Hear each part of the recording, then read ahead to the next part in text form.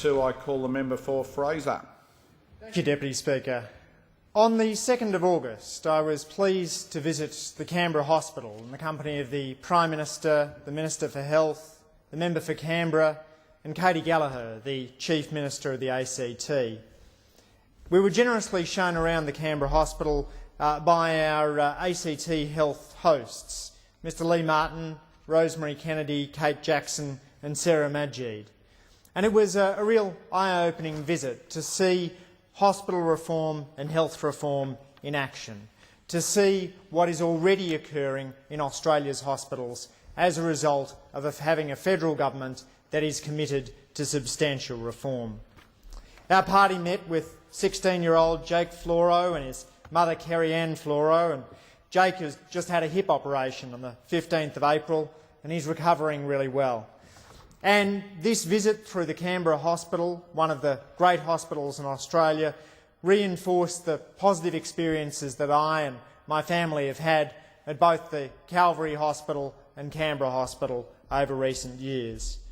I've learned a lot from those personal experiences as the dad of a couple of young boys who seem to always be falling off things. I've spent my fair share of time in emergency wards, but I've also learned a lot about the ACT hospital system through speaking with my friends Carolyn Fay, Marianne Cool and Mike Hall. I'll speak generally at the outset about the bill we're before the House tonight, but I want to return to some ACT specifics of this bill at the end. The bill before the House will deliver another $20 billion in extra funding for public hospitals. In practical terms for Australians, that means more beds, more local control, more transparency, less bureaucracy, less waste and less waiting. Under the new health agreement that was struck with all the Australian states and territories on the 13th of February of this year, the Commonwealth will permanently pay for 50% of the growth in hospital costs. Initially from 2014-15 that'll be 45%, and then from 2017-18 it'll be 50%. There'll be a national funding pool, so hospitals will all be paid the same way, regardless of whether they're in Bourke or Ballarat. And that'll deliver unprecedented transparency in hospital funding arrangements. I think we've increasingly learned across a whole range of public sector management issues that transparency drives reform. We see this in early childhood, we see it in schools, in universities and in hospitals. And the states and territories under this historic agreement have agreed to deliver substantial reforms. They'll provide greater local control of hospitals.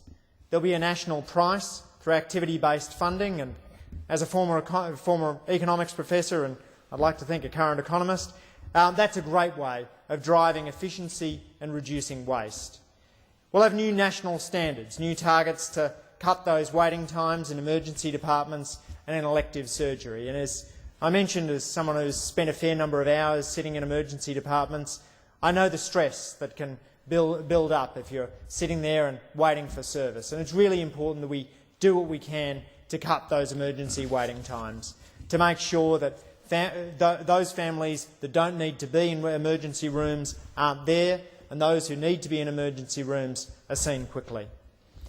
As a result of this legislation, there will be a new National Health Performance Authority. It's a key element of the government's health reform agenda and the COAG agreements.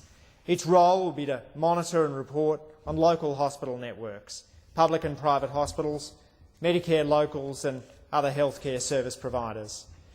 It'll deliver clear, transparent performance reporting. There'll be a new framework and it'll provide Australians with information about the performance of their health and hospital service in a way that's relevant and which is nationally consistent. As with the My School website, where parents can now compare schools right across the country, patients will have more information on their local healthcare services. And through those patients will spark reform. The authority will produce clear reporting. It'll produce Healthy Communities reports for every Medicare local's geographic area. And so you'll be able to see, for example, how your local healthcare services are performing, preventive risk factors, access to GP services.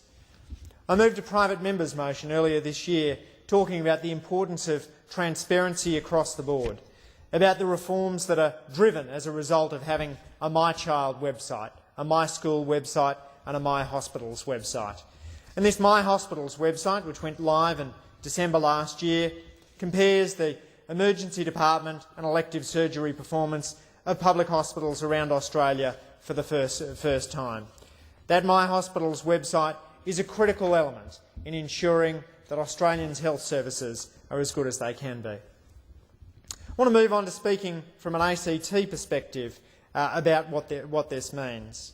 The ACT government, as a strong reforming Labor government, has already taken action to make sure the ACT health system can respond to growing health service demand. For the ACT, one of the big challenges is that many of the patients who are served in Canberra's hospitals come in from New South Wales. And that's particularly true in the current ski season, when many people who find themselves injured down the slopes will eventually end up in a Canberra hospital. There's a lot of pressure placed on Canberra's hospitals, a lot of pressure which they respond to well. As part of the reforms the ACT government has put in place, they've got a program called Your Health, Our Priority. It's a big infrastructure program which is seeing investments such as a new cancer centre at the Canberra Hospital. There's also important investments that the ACT government's making in e-health. I note that this is an area of major difference between the two parties in this place. Those opposite would be quite happy to do away with e-health.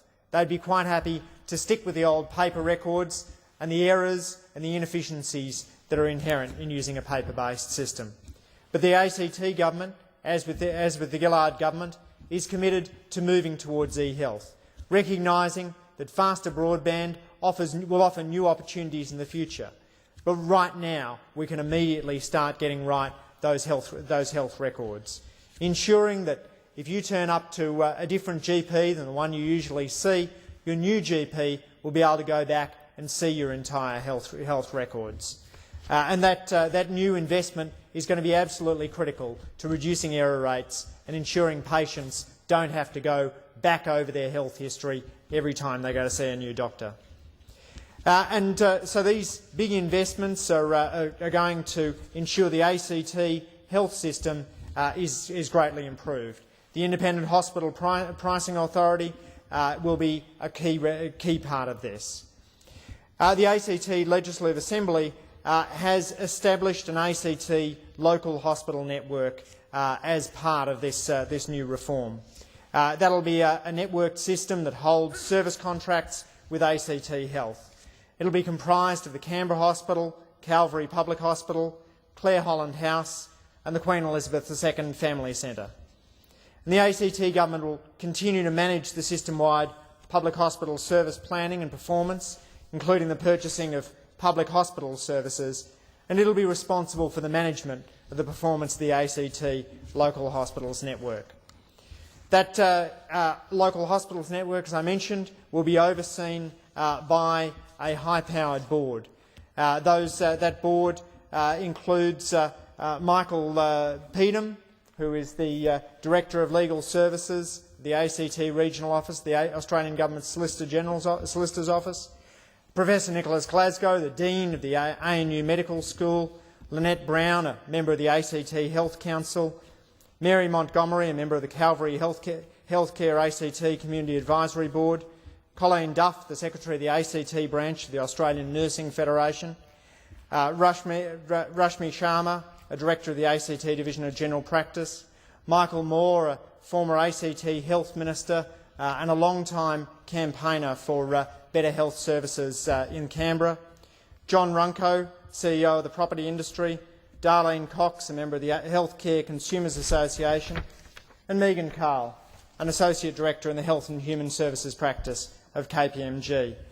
And these dedicated Canberrans will be an important part of ensuring that the local hospital network in Canberra really does its best to serve all Canberrans. Another exciting health reform for Canberra, which I know many of my constituents are looking forward to, is the establishment of a GP super clinic in the ACT.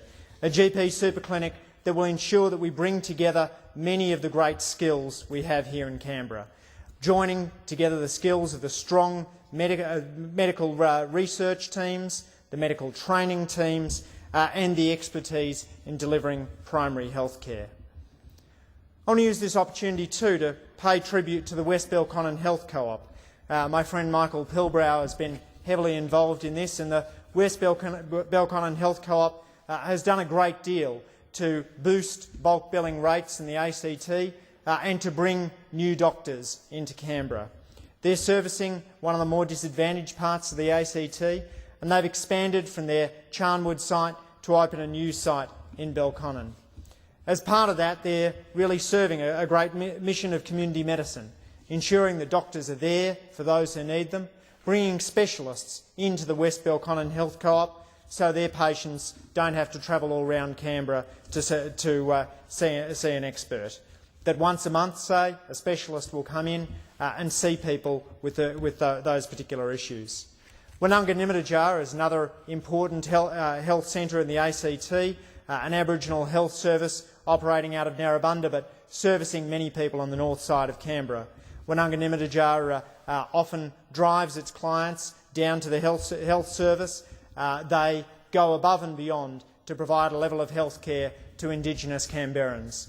And of course, if we are to close the gap, Deputy Speaker, it will be through initiatives such as Wananga Nimitajar. So I'd like to use this opportunity to pay tribute to those workers there. Sadly, all of these are obvious and mainstream reforms.